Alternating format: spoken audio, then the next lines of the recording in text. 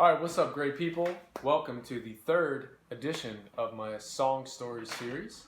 And today I'm going to get into an existing track that's already out into the world, released in 2015 on this, my debut album. And it's the third track from the record, and it's called The Minotaur. And I'm even wearing my special Minotaur shirt that I actually got in Mexico.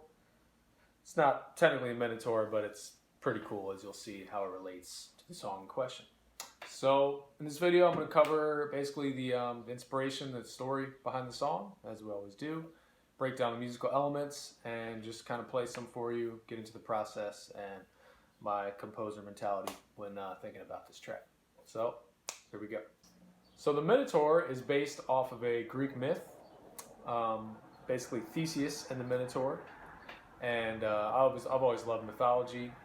My dad taught me a lot of mythology growing up, so it's kind of informed my imagination. And this was one of the first compositions that I incorporated, like really trying to tell a story from that kind of tradition with music. So basically the Minotaur is this half man, half bull beast that resides in the center of a labyrinth in Crete or outside of Crete. And basically requires a sacrifice of like 7 young men or virgins, or probably all the above, every such and such amount of months or something. And, you know, just to keep him satiated so that the Minotaur doesn't go eat the whole village or something. But basically there's this labyrinth. The Minotaur dwells in the center of the labyrinth, and many people over the years have tried to take him out and attack him. But really, he is a mythical beast of epic proportions, and it's only when Theseus comes around, who is the son of Minos, the king, I believe, Minos. He is tasked with finally, once and for all, conquering this Minotaur. He's on a quest, a heroic quest. Ariadne is a maiden of some sort who falls in love with Theseus, and she gives him a thread so that from his beginning journey into the labyrinth, he has this thread that he lays down to kind of track his way, and that he can retrace to safely exit the labyrinth upon his victory over the Minotaur. So this is very much about the labyrinth itself, but also Ariadne's thread. Now, I view this myth as symbolic on many levels. I think it's mostly speaking to the labyrinth within us, even, and the kind of dealing with our shadow, dealing with our shadow side within that we all have, that we all carry. We all kind of have an inner beast, you know? Sometimes it's easy to externalize the antagonistic force in our lives, but often it's within. So I think we all can take a lesson from this story. And also looking at Ariadne's thread is symbolic of something. What is that symbolic of? To me, it represents the thread or the piece that we have to hold on to so that we don't get lost in the labyrinth of life, the labyrinth of our complex histories and issues. And that thread to me is the spiritual thread. It's one's faith in the higher power, in God. It's one's spiritual disciplines, practices. It's one's meditation, you know, which is a practice.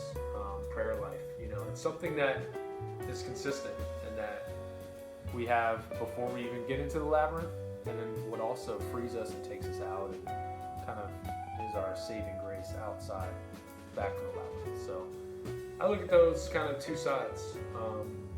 And yeah, maybe the beast himself, the Minotaur, being half man, half bull, is symbolic of, on one end, we have a very pure, divine nature as human beings, and we also have this animalistic, bestial kind of sense, sometimes, the inner beast that we have to deal with. So that's the myth and my kind of spin on it, my interpretation of it, and I hope that this song conveyed that somehow, or at least is evocative of some of these narratives. Now we're going to talk about how it got turned into music. So the way that I actually began this track originally was with the intro that you hear when the harmonic instruments come in on the track.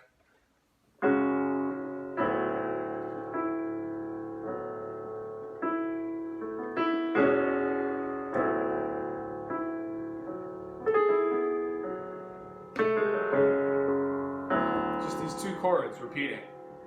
And right off the bat, I want to get this mentality of like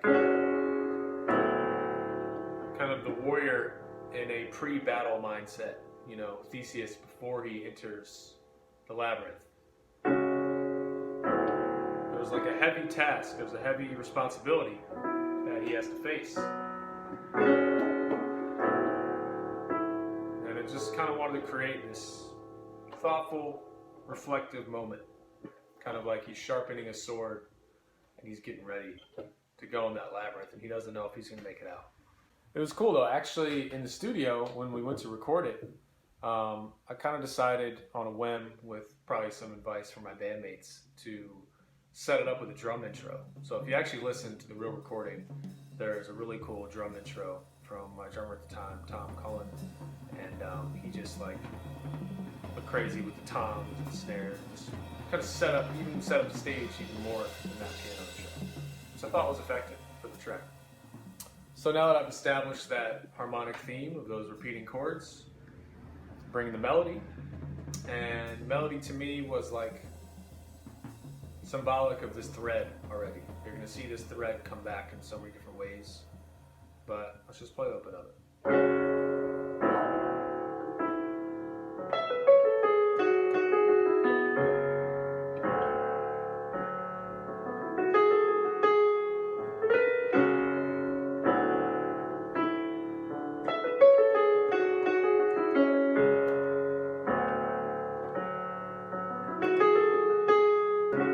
F sharp, what we could call add 9. It's kind of a very open chord made of these fourths. So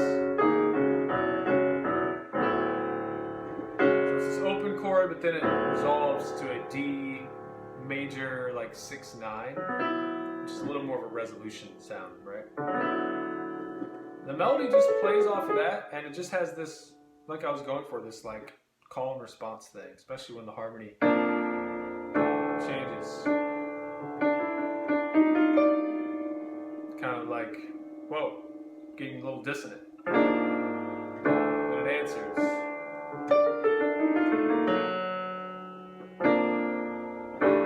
Again, another kind of request. And then another answer. So maybe that could be like Theseus's doubts, you know, for a moment, the doubt. Am I really going to do this? Am I going to go in the labyrinth and try to take on a Minotaur? Or then coming back, you know, maybe Ariadne's voice, yes, you can do it. I have something for you to help you through it, you know, or even his own sense of like, I'm a great warrior, you know, I can do this, and Minos and all these people from my village are counting on me to take this beast out. So just like a little bit of his thought process and that moment of like before the battle, you know, girding up the horse, sharpening the swords, like, here we go. So now let's get to the battle, which is the B section. So one thing you'll really notice, obviously on the album and when I play it here now, there's a switch of tempo and time feel. It's more of the time feel than the tempo, as we'll see. So originally we were 1, 2, 3, 1, just like straight eights for this section. A lot of space. And I told my drummer just to like really create a lot of space, you know, play the cymbals up, this expansive feel, right? But with B, I felt like we had to get in the labyrinth, you know, it's time to like start to do some battle. So what I do there, and I set it up actually with the melody from the A section, the very last piece of that melody, as you'll notice, is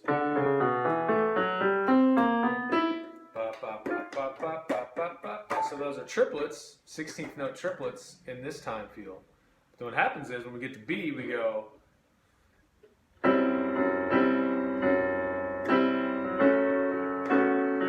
it's just the chords.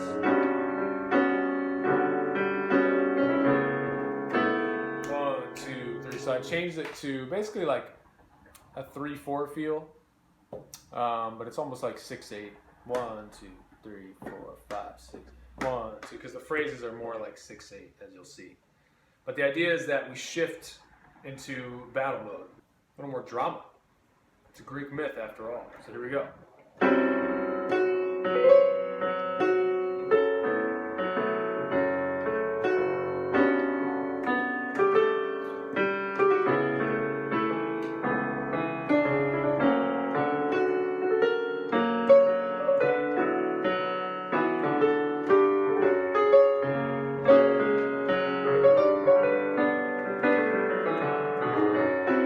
So I also like to use in this tune a lot, you might notice, kind of like a Phrygian sound.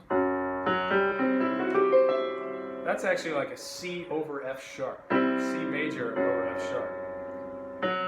And then I also like just playing up, almost like, Phrygian is known as the Spanish mode, in a sense. It's one of the modes of the major scale.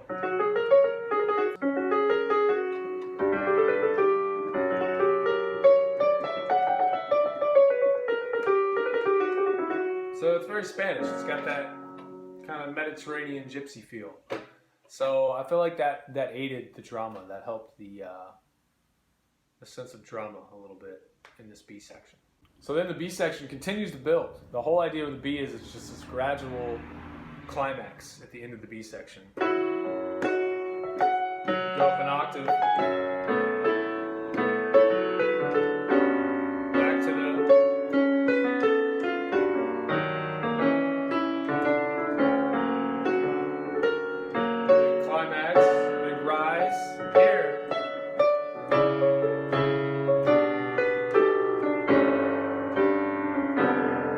Look at that is, maybe that's when he's thrusting the sword of the Minotaur. You know, maybe the whole B section is him getting through the labyrinth, and then towards the end of that, deathly blow. He encounters the Minotaur. So there's a sense of victory here. There's a sense of, I accomplished my goal. Wow, I defeated the Minotaur. But that's not all, because remember, even if the Minotaur is gone, he's still in the labyrinth. And this is a Greek labyrinth. It's probably not too easy to figure out. And this is long before smartphones existed. So he had no Google Maps to get him out of this labyrinth. But he did have Ariadne's thread. And here we come back once we get to this place of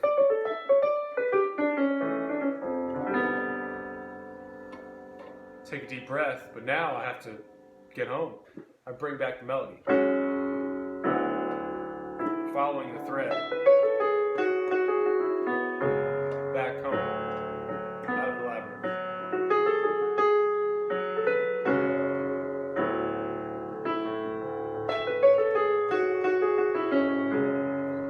Then kind of a conclusion feeling.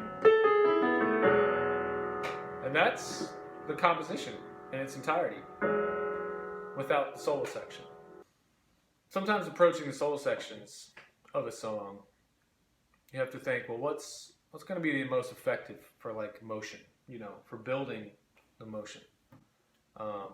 So originally I was thinking about keeping the solo in just the A feel, you know, but it's so kind of slow and like spacious, it might get a little redundant just hearing that over and over and over again. So I decided to actually just right off the bat, jumping into the solo part, to go back to that 3/4/6/8 time feel. And it lends a much more moving quality and dynamic sense of like somewhere to build a solo off of. So I had first solo, just do that and do all the chords of the A section, and then the B. It's actually a guitar solo on the record.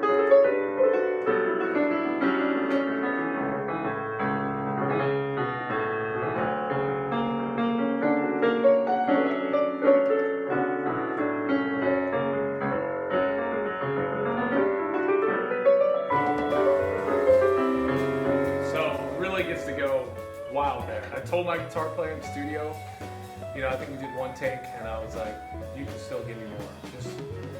Just kill the Minotaur in this solo. Just go all in. And the idea with that is that once we get to the B, I wanted to just keep looping. So not go back to that, but just stay in the B chord changes and loop them so that he could just take it to the fullest extent. And then there was a way to even create more intensity and more drama. At the end of his solo, you'll notice, we start looping those chords, but then we start looping, and I just wanted him to just like lay into his super huge guitar climax.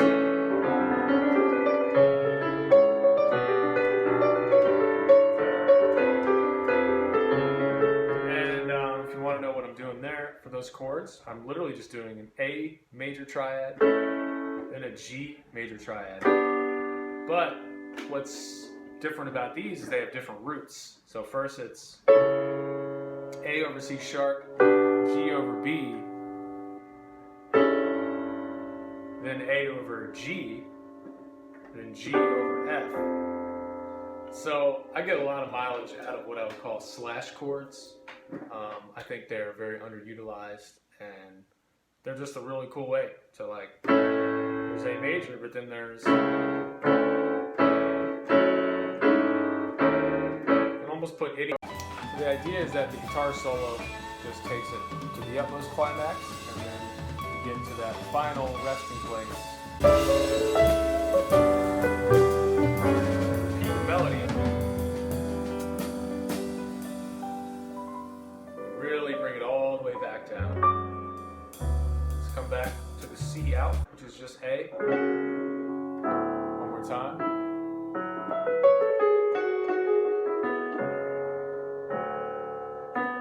Wind its way back.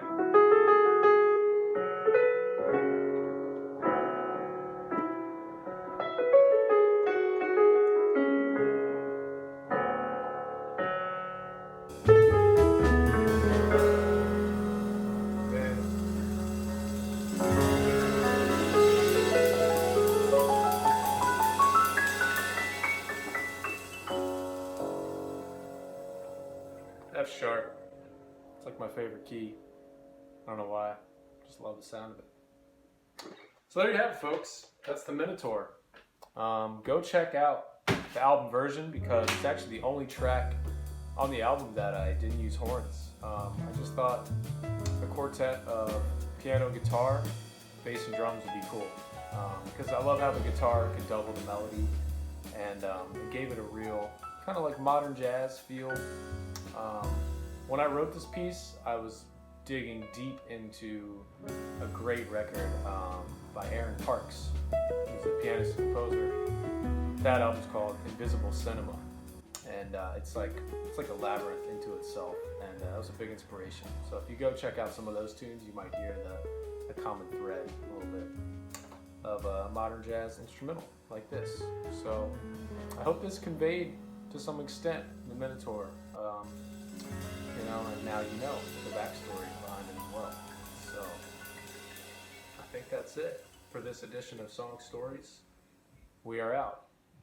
Hope to see y'all soon enough. The next one. Cheers.